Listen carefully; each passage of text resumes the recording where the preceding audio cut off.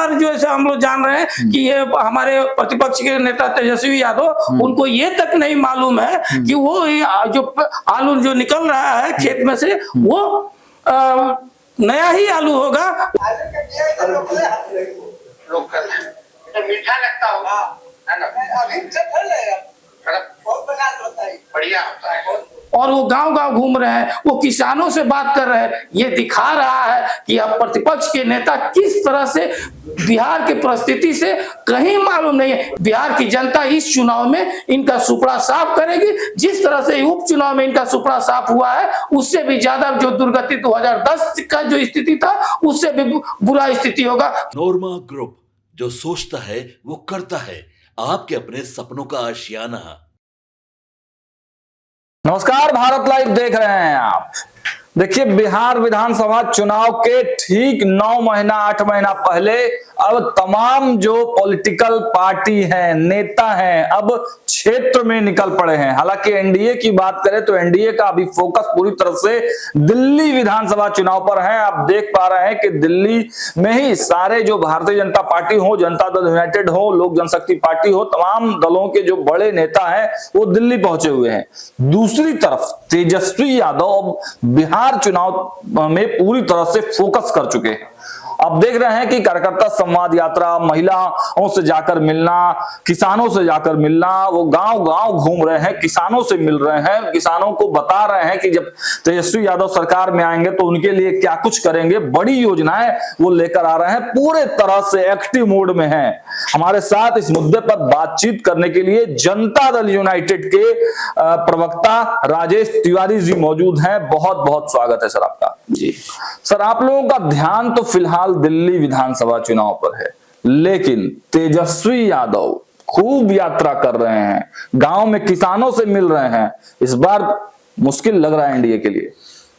देखिए समीर जी, सबसे बड़ी बात है कि ये बिहार के लिए कितना बड़ा दुर्भाग्य की बात है कि जिस प्रतिपक्ष के नेता पद पर कभी कर्पूरी ठाकुर जी, जननायक कर्पूरी ठाकुर जी बैठा करते थे, जो जनता के बीच में रहते थे, जो माटी का लाल कहा जाता था, जिनको गुदड़ी का लाल कहा जाता था, तो जनता के हर समस्याओं को और पूरे बिहार को स्थिति समझते थे, जो किसानों को समस्या समझते थे।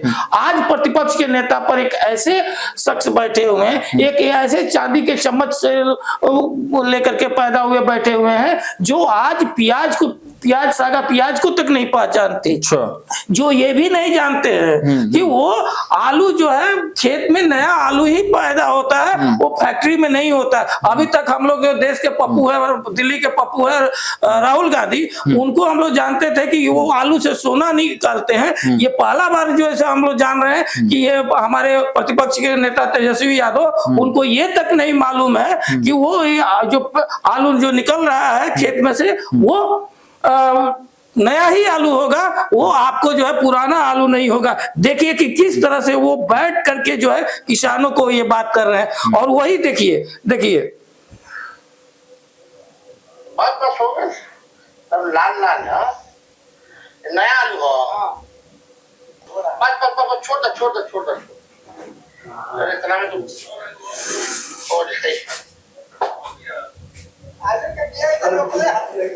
लोकल तो मीठा लगता होगा, है ना?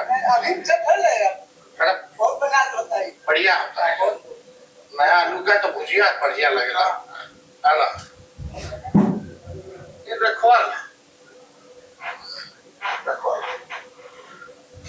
नहीं, चलिए मुलाकात हो रहा है।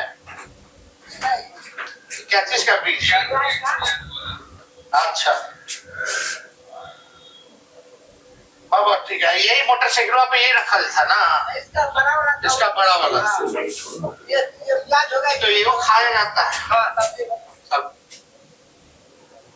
ठीक है, जैसे आप देख रहे हैं कि ये सागा प्याज जो पूरे बिहार के जनता का सबसे फेवरेट रहा, सबको ये सागा प्याज तक नहीं समझ पा रहे हैं कि सागा प्याज क्या होता है, इसका कैसे उसका उत्पादन खाया जाता है कि नहीं खाया जाता है। क्या ऐसे आदमी प्रतिपक्ष के नेता बनने लायक है? और वो किसानों की बात कर रहे हैं, वो किसानों के हित की बात कर रहे हैं, जो इनको खेती तक मालूम नहीं है, जिनको ये नहीं मालूम है कि आलू जो है वो खेत में नया आलू निकल निकलता है आखिर कोल्ड स्टोर से पुराना आता है, ये तक मालूम नहीं है। और वो गांव गांव घूम रहे हैं, वो किसानों से बात कर रहे हैं। ये दिखा रहा है कि अब प्रतिपक्ष के नेता किस तरह से बिहार की परिस्थिति से कहीं मालूम नहीं है। निश्चय ही रूप में इस तरह का अगर प्रतिपक्ष का नेता और इस तरह का जो नेतृत्व का सपना देख रहे हैं, बिहार की जनता इस चुनाव में इनका सुपड़ा साफ करेगी। जिस तरह से उपचुनाव में इनका सुपड़ा साफ हुआ है, उससे भी ज्यादा जो दुर्गति 2010 का जो स्थिति था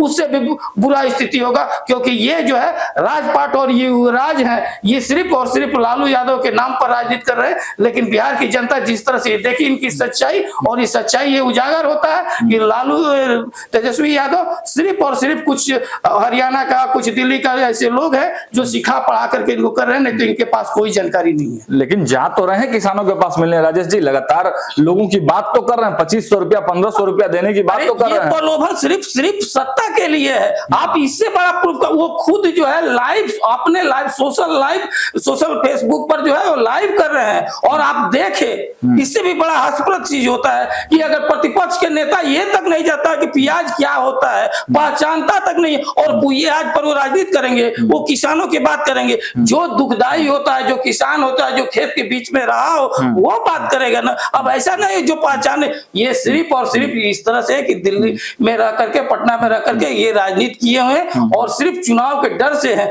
नहीं तो ये आप देख लीजिए, कभी भी हो, चाहे वो बाढ़ हो, चाहे सुखाड़ हो या चिमकी बुखार हो, कहाँ रहते हैं?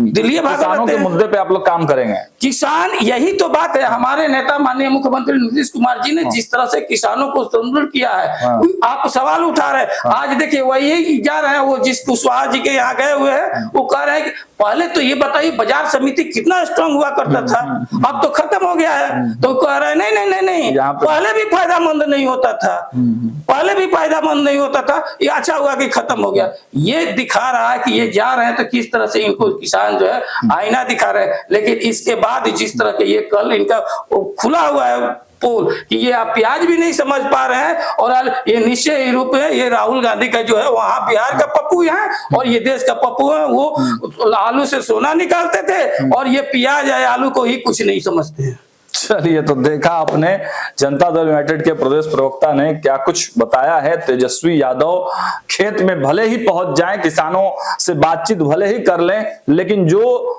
जमीनी बातें हैं वो तेजस्वी यादव को नहीं पता है। और नेता प्रतिपक्ष होने के नाते जिस कुर्सी पर कभी कर्पूरी ठाकुर बैठा करते थे, तमाम जो बड़े जो नेता रहे हैं नेता प्रतिपक्ष की कुर्सी पर, उसको कहीं ना कहीं तेजस्वी यादव शर्मसार कर रहे हैं, ऐसा जनता दल यूनाइटेड के लोगों का कहना है। फिलहाल इस वीडियो में इतना ही। देखते रहिए बात लाइव। बहुत बहुत धन्यवाद। आपके सपनों को हमने सजाया है, ई होम्स पैनोरमा को हमने बनाया है। ई होम्स मेरा एक सपना था जिसपे मैं पिछले 4 साल से काम कर रहा था। हमने जो बनाया है वो सबने है माना। ई होम्स पैनोरमा में हो आपका भी आशियाना। और फाइनली हमने 2021 में इस प्रोजेक्ट को लॉन्च किया। बहुत लोग अप्रिशिएट कर रहे हैं कि पूर्णिया जैसे शहर में, बिहार के, एक तो बिहार की बात करें उसमें भी पूर्णिया जैसे छोटे जगह में इस तरह का लाइफस्टाइल देना, ये सुन के हम लोगों को बहुत अच्छा लगता है। ई होम्स में हमने कुछ और भी किया है, जैसे हम जिस जगह में रह रहे हैं हमारे फैमिली सिक्योर हो, उनको सिक्योरिटी का ध्यान में रखा है। आपकी सुविधा और सुरक्षा आपके लिए खास है, ये आपका विश्वास है। इसमें आर्टिफिशियल इंटेलिजेंस का 7 लेयर सिक्योरिटी का हमने इस्तेमाल किया है। लस ग्रीन कैंपस को बनाया है। यदि हमारा बाउंड्री वाल है तो वो वर्टिकल गार्डन है। ये जितनी भी फैसिलिटी होता है एक इंटरनेशनल टाउनशिप में, ई होम्स है, ये हम लोग विश्वास नहीं कर पा रहे हैं। जो भी हमारे मित्र दोस्त या जो भी हमारे बाहर के बाहर आते हैं, तो हम लोगों को बहुत अच्छा सुनने को मिलता है और बहुत अच्छा क्रेडिट मिल रहा है। वो सारा हमने सिर्फ एक बिल्डिंग नहीं बनाया, हमने एक बहुत अच्छा लाइफस्टाइल दिया ई होम्स में, और मेरा एक सपना था जिसको मैं आज फुलफिल होते हुए देख पा रहा हूँ। ये आपका आवास है। ई होम्स पैनोरमा में अब आपका निवास है। E Homes Panorama, luxurious lifestyle redefined. Panorama Group, जो सोचता है वो करता है। अगर ये वीडियो पसंद आई और वह बिहार के राजनीति और बिहारियत से सरोकार रखेनी तो सब्सक्राइब बटन दबा के चैनल के सब्सक्राइब कर ली। ओजे एगो घंटी बा, ओकरा बटन दबा देला से कुल सटीक और मारक खबर रुआ मुफ्त में मिल जाई। अगर रउआ पत्रकारिता के हमनी के नया प्रयोग में सहयोग कर चाहतनी तो ज्वाइन बटन दबा दी। पेटीएम नंबर नोट कर ली 9386816700।